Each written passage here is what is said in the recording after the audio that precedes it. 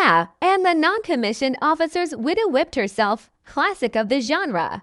Omid Scobie reports in his book Endgame that the Duke and Duchess of Sussex would never have made hasty and ill-considered deals with Netflix, Spotify, and publisher Penguin Random House, who we all know wanted their pound of royal meat and demanded spicy details about the royal family's lives of Charles III.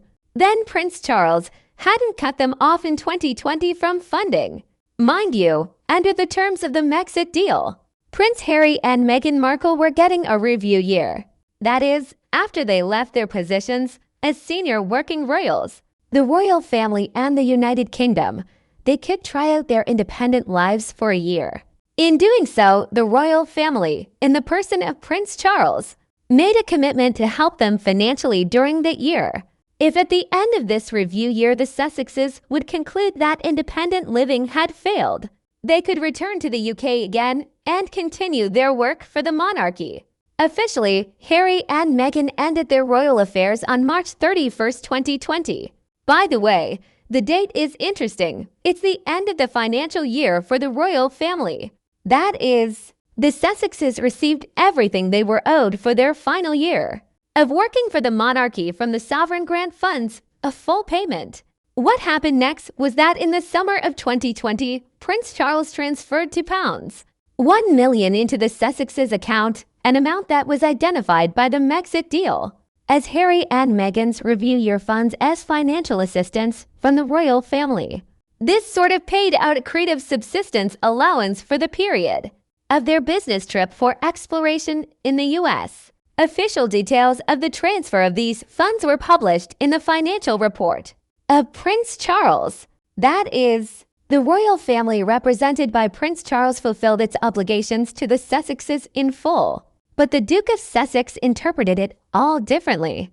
In an interview with Oprah Winfrey in 2021, he said that my father cut us off from funding and that's why he and Meghan had to spend money from Princess Diana's inheritance, as well as slip up without looking a number of contracts that weren't planned. Otherwise, they wouldn't have been able to provide their security. Yup, memories may differ. The baton has been picked up by Omid Scobie in his new book on the British royal family, Endgame. In it, he claims that Harry and Meghan rushed to sign contracts totaling around £128 million because they were desperate for money after leaving the royal family. Omid Scobie claims that King Charles III's ineptitude in dealing with the Brexit issue actually pushed the Duke and Duchess of Sussex into signing a series of commercial deals the couple were in, a corkscrew and agreed deals they could have walked away from if Charles had not cut them off from funding, resulting in them needing serious money. In an interview with The Independent, Mr. Scobie said, obviously they had money, but they needed serious money for a proper roof over their heads and security. Omid Scobie suggested that the Sussexes had become disruptors and had only started pouring mud on the royal family because the king had mishandled their decision to leave the UK and step down as senior members of the royal family. In his book Endgame, he quoted an unnamed family friend who said Harry and Meghan just wanted to be heard, but Charles was too stubborn. The late Queen and senior palace aides persuaded him to swallow his pride and talk to his youngest son, but Charles refused to do so, the author claims. Omid Scobie said all financial support for Harry and Meghan was cut off in July 2020, including money for their official security detail, which was previously funded by Prince at the time Charles' personal income from his estate in the Duchy of Cornwall.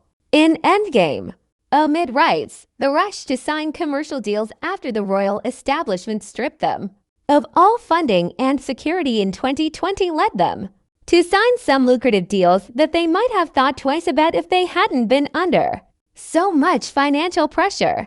When the pair signed the contract, neither of them expected Spotify to turn down so many of their ideas. He continues, it was the height of the pandas. Of course, you sign deals. But ultimately, Spotify were looking for content that would attract the attention of the press. And that wasn't the direction the Sussexes wanted to go. So it all fell apart. I would assume the couple knew from the start what Spotify wanted from them. But money was on the table and they were desperate. Deals with Netflix, Spotify, and publisher Penguin Random House, as we all know, led to a series of discredited revelations by Harry about his father and older brother Prince William, including in the Netflix series Harry and Meghan and his memoir Spare. Meghan hasn't been left out either.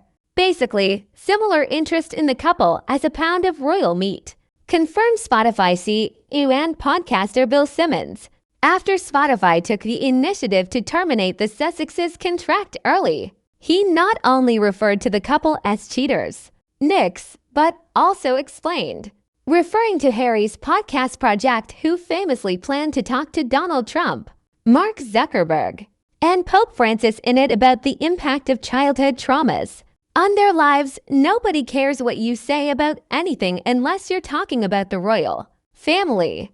But the fact that Harry and Meghan had value solely as purveyors of racy details of the royal family's life is not the fault of King Charles III in any way, shape, or form. It was not he who overestimated his own abilities. He blessed them and gave them money, but it was not enough for the Sussexes. And they went to tell about how bad these royal. Why? Because Carl acted ineptly. He covered up the ATM. What do you think about that?